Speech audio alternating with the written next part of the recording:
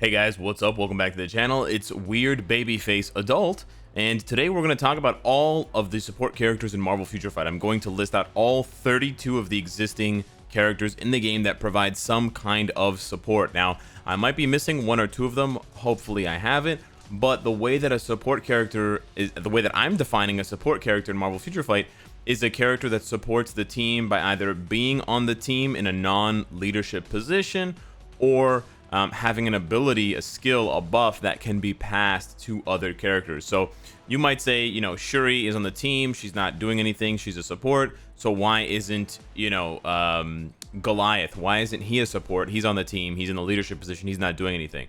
I just want to separate the difference between support characters and leadership characters because they are different, they do different things. Leadership characters are very straightforward, they buff up your damage, or in PvP, they give you debuff immunity. There's very few things that leaderships can do, and if I made a video on all of the supports and I included all the leaderships, it would basically be every single character in the game. So I just want to focus on supports, and I'm going to go through all of them, so we're going to have to go fast. Here we go. So first up, we have Shadow Shell, and I'm just going to go from the Marvel Universe tab, so we're going to go from here on down. So first up, we have Shadow Shell. Shadow Shell gets her support, I believe, at it's like 6 stars, tier 1. So I believe as early as 4 stars, you can unlock her passive, and her passive will give all of the Warriors of the Sky 50% decrease, sorry, 50% increase all defense and 25% decrease damage received. So it's important to note when you will be able to unlock these passives and these support abilities. Some of them unlock at 4 stars or at 6 stars, tier 1. Some of them require tier 2 to be unlocked, and then some of them will require the character to have a uniform. So it's really important to identify which ones, because a lot of people will just throw Colossus on their team and they think, okay, I got the passives, I got the support. Not really. If you want to make the most out of Colossus, you got to do it this specific way. Sunbird, same thing as Shadow Shell. You just need to get him to 4 stars and he will automatically provide the support only for the Warriors of the Sky, allowing them each to revive once with 50% of their max HP.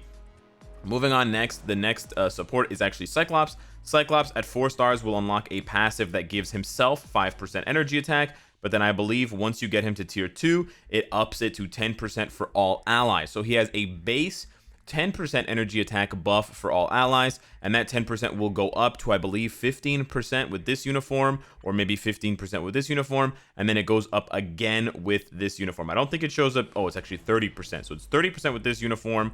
We can check 15% with this uniform and 15. So it goes 10, 15, 15, and then they decided to get crazy and double it to 30%. So a tier 2 Cyclops can give you up to 65% energy attack with his leadership and his passive combined. So it's a pretty strong buff. Next up, we've got Ancient One. We actually have to skip all of these characters after Cyclops because none of these characters have supports.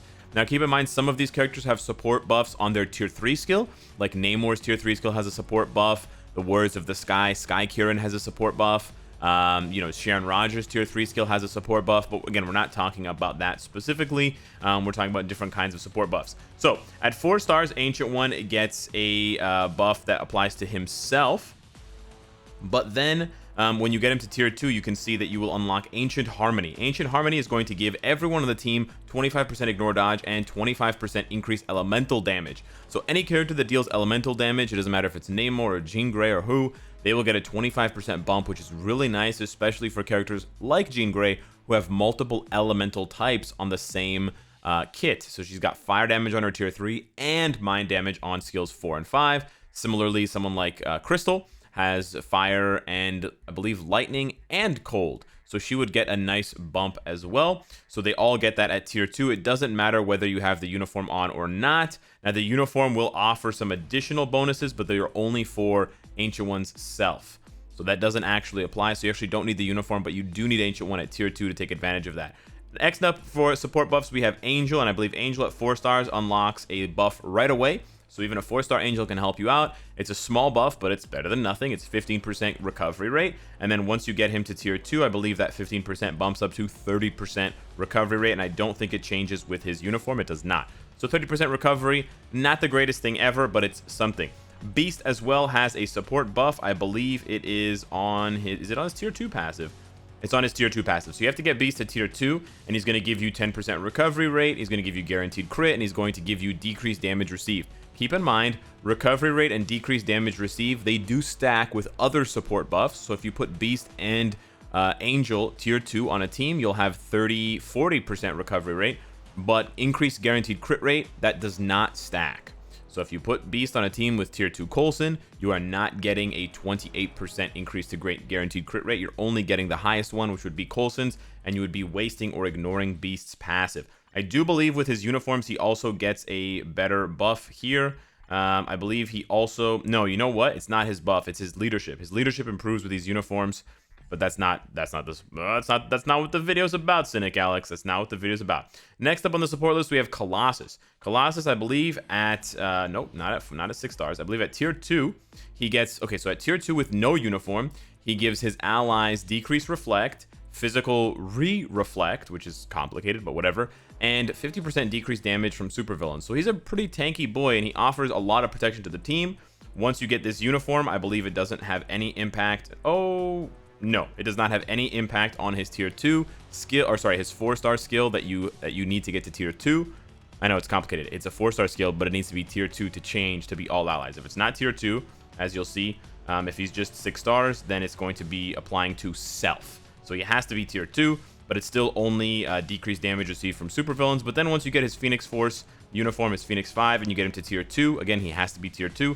His 4-star passive will apply to all allies, giving them the same buffs, in addition to a 50% damage reduction from superheroes.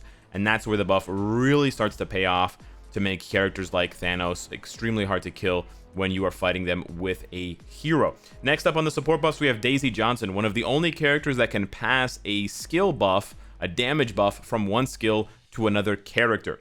And Daisy's buff is something you're very familiar with if you've been playing Marvel Future Fight. It is the buff for a damage proc. You need at minimum a 3-star Daisy Johnson, and she will unlock more bang for your punch. And now keep in mind, more bang for your punch will improve with this uniform specifically. It will apply for 2 attacks rather than for 1 attack, as you can see there. And if you level up the skill, it will increase the amount of damage. So this is basically a passable damage proc activation that you can use for Daisy. And it was used once upon a time with Iron Fist. I remember back in the old days, guys. Cue the music. It was a good time. Next up, we've got Ebony Maw. Ebony Maw has only one effect that applies to all allies, making him a support character. Of course, he's a good leadership with 40% increased energy attack. But if you get his uniform, and it doesn't matter if he's 1-star or 6 stars because he's native tier 2, if you get his uniform from Infinity War, he will give these buffs to all allies. 25% increased damage to universals, and 25% decrease incoming damage from universal types. So you got to get the uniform to get that buff. He is like hella. If you don't got the uniform, you don't get the buff. Plain and simple. Next up on the support list, we've got Electro. And now Electro, I believe, only needs to be 4 stars. Yes, right there. All allies, 15% lightning damage. He does have self buffs, but he's also got that 15%. So a 4-star Electro gives you a 15% lightning damage increase to the whole team. That's not bad. At tier 2, it doesn't change. So you don't need to necessarily get Electro past 4 stars if you don't want him for anything other than his support. If you want him for the leadership, then yes, 6-star him and max out that mastery. Coming up next after Electro, we have Ghost. Ghost is pretty complicated. We'll try to go through everything. So we have a 6-star passive. Yes, we have a tier 2 passive, excuse me. At tier 2, Ghost with no uniform gives all villain allies on the team 10% energy attack. I know, why did they do this? With the uniform from the Ant-Man and the Wasp movie, at tier 2, Ghost will now give all allies 20% energy attack. So not only does this double the amount of energy attack that you get from 10 to 20%, but it triples the number of available characters because there are only about 33% villains in the game. So 2/3 of the roster cannot take advantage of this buff, even if they are villains, or sorry, even if they are energy attackers. But when you get this uniform, now every character that has energy attack can take advantage of this 20% buff, and that will stack with her leadership to Technokinetic allies. Technokinetic allies, for those of you wondering, are characters who have the machine ability. So if you go over to Iron Man and you check under details page, that cog, that purple cog, that pink and purple cog is what you're looking for. That means you have the you classify as Technokinetic to take advantage of that leadership, but we're getting kind of carried away. That's not what we're here for. We're not here for leaderships. We're here for passives. The next passive buff is Ghost Panther. Has to be tier 2. I believe a tier 1 Ghost Panther does not provide any buffs to the team. No. but a tier 2 Ghost Panther, yeah. Tier 2 Ghost Panther gives your whole team 50% fire damage, which is a leadership. It's as good as a leadership. It gives you 45% increased damage to supervillains and 15% decrease to incoming damage from supervillains. Amazing. One of the best passive buffs in the game. One of the best support characters in the game, bar none. Man, I made fun of the Infinity Warps update so much, and I ended up loving this character specifically from it. Next up, we've got Groot on the list, and Groot, I believe, also has to be... Yes, he has to be tier 2 to take advantage of the Bloom. And the Bloom will basically give you a 20% heal with a 25% chance to activate when you get hit. I do not believe that any of his uniforms improve this ability. It just keeps it exactly the same no matter which one you've got. But he has to be tier 2 to activate that effect. And then, of course, he has to be on the team. As a striker, he's not going to give you that heal. The striker heals will come from him doing skills, which is different than him being on the team and then you getting hit. You don't have to get hit as Groot. You get hit as any character and you get healed. Hela, just like Ebony Maw, she does not have any effects, any passive abilities on her base kit. But when you get her uniform specifically, when you get this uniform, and you should get this uniform, once you get it to Mythic, you get a CTP of energy. She gives you these buffs when you get her uniform. Again, she can just be 1 star, but she has to have the Ragnarok uniform. She gives all allies 15% increased damage to superheroes, which is extremely rare, and 15% decreased damage incoming from superheroes. Again, very, very important for PvP gameplay. Next up after Hela, we've got Invisible Woman. Invisible Woman at 4 stars unlocks her passive, which only applies to herself. Very selfish. But once you get her to tier 2, you'll see that the passive now includes all allies, guard hit, and that's it, just the guard hit. Now, I think this is still bugged. So I didn't really want to put this one in the video, but I just want to put it in so people don't post in the comments that you forgot about Invisible Woman. I think this passive is still bugged. I remember that it didn't work when she first came out, even though I thought it was going to be a PvP game changer. I was wrong about that. And I'm not sure if it's still bugged or not. It might not be bugged. I might be talking trash about Invisible Woman, but just you know, be warned. Don't go throwing Invisible Woman on your team and expecting that passive to trigger automatically. It might not work. Next up on the support buffs page, we have Mantis, and I believe Mantis also needs to be tier 2 to get, yes, she needs to be tier 2 to unlock her passive, which applies to all allies, and that will give you 20% crit damage and 15% ignore defense. This is a really good passive for newer players who cannot get enough ignore defense on their cards. You can really use this to shore up some of your weaknesses so that you can punch harder and hit, you know, up to a higher level of world boss and clear it faster. Next up on the support page, one of the best supports in the game, Nicholas Fury. Nick Fury, I believe, yes, has to be tier 2 to unlock these passive effects. So a tier 1 Nick Fury is not going to cut it. But here we go. All hero allies who are on a team with Nick Fury are going to get super armor. Very nice. 30% all defense. Very nice. And 50% increased damage dealt to supervillains. Very, very nice. On top of that, if you get this uniform, which I'm sorry, Tracy Morgan, it doesn't look very good. But if you get this uniform and you tier 2 him, that 50% goes up to 55%, and it includes immunity to incapacitation. So it's a pretty decent bump in terms of the value for PvP, especially countering someone like Strife, specifically because he has incapacitation on all his skills. But it's not very worthwhile if you're not focusing heavily on PvP to get that uniform and bump up his passive abilities. Next up on the passive radar, we have Ronan. And Ronan needs to be tier 2 for this passive to, and for the support buff to activate. And it gives all allies 20% ignore dodge. It's not very flashy, but it helps for Corvus, especially because you can buff up another universal, let's say Captain Marvel, with his leadership, especially with his leadership at tier 2 with this uniform. It's 50% attack, 36 all defense, and 20% ignore dodge. The decreased damage received is only for himself, so it does not work on allies. It did when it first came out, and it was absolutely busted. So then they nerfed my poor boy Ronan. He was supposed to be Colossus before Colossus. Sadly, he will never be that popular. Next up on the support tab, we have Shuri as one of the best support characters in the game. Has to be tier 2 for this one. You get increased damage to supervillains, and you get decreased damage received from supervillains. This one's so good because it applies to all allies. When you get the uniform, the 35-25, as you will see, upgrades to 45-35. So you do get an extra 10% of each of the attack and defense. So the increase and decrease both go up by 10%. Pretty snazzy, but not necessarily needed. Next up on the support list character, we have Storm. Storm at tier 1 has a self buff, very selfish, But once you get Storm to tier 2, you can see that she applies to all allies. 50% chance to become immune to lightning. Ooh, very nice. And 12% increased lightning damage. Very, very cool. I don't think her uniform changes that. It does not. So it's just the same, but Storm has to be tier 2 in order to get that buff. Next up, we've got Thing. Thing at tier 2 will give all of the Fantastic Four allies on the team, specifically Fantastic Four allies, specifically Thing tier 2, 40% increased attack, decreased reflect by 50%, re-reflect like Colossus, physical reflect, and super armor all defense 5%. This is an amazing buff, one of the best passives in the game, but it's not talked about very much because it's only applicable to a few characters. It's not 3 because it also applies to Crystal with her Fantastic Four uniform and She-Hulk with her Fantastic Four uniform, but it's a very short list of characters, and I don't believe his uniform buffs up his passive. It does not change his passive whatsoever, so you don't need to get it for that to include. Next up, we got Ulysses Klaw. Ulysses Klaw, I believe, at 4 stars has just a self buff, very selfish, but then when you get Ulysses to tier 2, you can see that now he applies 30% crit damage to all allies. So a little bit more crit damage than Mantis, but no ignore defense. Still pretty good. Right next to him, Valkyrie, another support character, a la Shuri, except she needs to be tier 2. Wait, no, she also needs to be tier 2. They both need to be tier 2.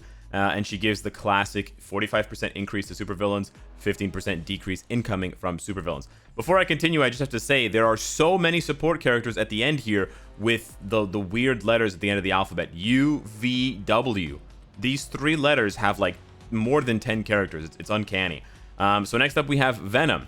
Venom, of course, needs to have this uniform specifically, so it's kind of like the Hela Ebony situation, and I believe that he also needs to be at tier 2. Now, he can be at 6 stars, tier 1, for his striker ability, which is just using Deadly Maw, but that's not what we're talking about in this video. We're talking about his support. At the support, at tier 2, he has a similar role to Groot on the team. If you get hit, you can see there, no, never mind, where is it? I don't know where it is. Oh, it's on his uniform. Whoops, I forgot about that. So yeah, Venom with this uniform over here on the uniform effect page, it will say 30% chance when hit, like Groot, 15% heal with a 20-second cooldown. So it's a higher chance to activate, higher than Groot's chance, but it's a lower heal. It's a 15% heal versus a 20% heal, but he needs to have the uniform. So actually, in both cases, he does not need to be tier 2. I misspoke at the beginning. He does not need to be tier 2 regardless. Next up, we've got Victorious. Victorious does not need to be tier 2 for this one. You just need to get her up to, I believe it is 4 stars. Yes, once you get a 4-star Victorious, you can slap her on the team and she will give all allies 10% increase HP. Once you get her to tier 2, that 10% will jump to 30%. So that's as good as Captain America's leadership on a passive that applies to all allies on the team. Very, very strong. Next up, we got Volstagg. At tier 2, Volstagg is going to give all allies with his tier 2 passive, all hero allies, so not the villains, 20% decreased damage received. This is not as good, and it doesn't work the same way as specifying decreased damage received from superheroes or from supervillains. So stacking this with Colossus actually doesn't provide that much of a benefit, and even though Hela is 15% less than Volstagg, she's actually much more effective than he is, even though hers only applies to superheroes. I don't know why the calculation is that way, but it just is, and you just kind of have to trust me on that or do your own independent research and find out that what I'm saying is true. Next up, we've got Warwolf. Warwolf needs to be tier 2 for this one. Warwolf actually has 2 support buffs. Very, very cool. So technically, a tier 1 Warwolf can still provide some support a la Daisy. At tier 1, Warwolf can provide the support of Howl to Mars. You can see there he applies to self 20% all attack, all speed crit rate for 15 seconds. That's a long time. You can bump that up and it goes way higher than 20% when you level up the skill, and you can Howl to Mars. He does the roo, and then you can switch characters. And the other character that you switch to, they have the support buff. It's really badass. But if you get Warwolf to tier 2, you're also going to take advantage of Rally Howl. Rally Howl gives all allies 30% crit damage and 20% guaranteed crit. He is the only character in the game that gives all allies guaranteed crit and crit damage. Beast gives guaranteed crit, but it's only 8%. It's a joke. So he's actually a very, very underused and I would say underrated. He's kind of slept on as a support. Wasp coming up next as a support. She needs to be tier 2 for this one, boys. Everyone on the team, when they're debuffed, they get undebuffed and they get debuff removal, debuff cleanse for 20 seconds. It's one of the best PvP buffs in the game. It's one of the best supports in the game, and that's why she's one of the best supports in the game, and she's still on tons of teams. If you get her Ant-Man and the Wasp uniform, you will also get another support buff, which is all allies 10% increased HP. Very, very cool. Rounding out the list here, we got a few more down in the W's. I swear, there's a conspiracy with W's. We've got Wave. Wave at tier 2 is going to give all allies that 40-15 that we've seen from Valkyrie, that we've seen from Coulson, Phil Coulson, etc. Did we talk about Phil Coulson? I feel like we skipped Phil Coulson after Nick Fury and went to Ronan. We'll double back to Phil Coulson. I almost forgot him. We got White Fox here. White Fox needs to be tier 2. She's going to give all allies with the leadership ability 60% increased damage dealt to supervillain type characters. And then if you get her uniform, she is also going to give all allies, again, with the, all allies with the leadership bonus, she's going to give them an additional 10% all attack and immunity to fear. If you're wondering what allies with leadership are, they are not allies in the leadership position. They are allies who have the leadership ability. It's this little Captain America icon, and if you click on it and hold it, it will say leadership increase damage dealt to supervillains by 4%. That's what the leadership ability is. That's what you need to have to take advantage of White Fox's tier 2 passive. Second last but not least, we have Wiccan. Of course, different than Wiccant. And Wiccan at tier 2 is going to give all allies 20% ignore dodge, which is, again, nice for Corvus because his leadership also gives all attack.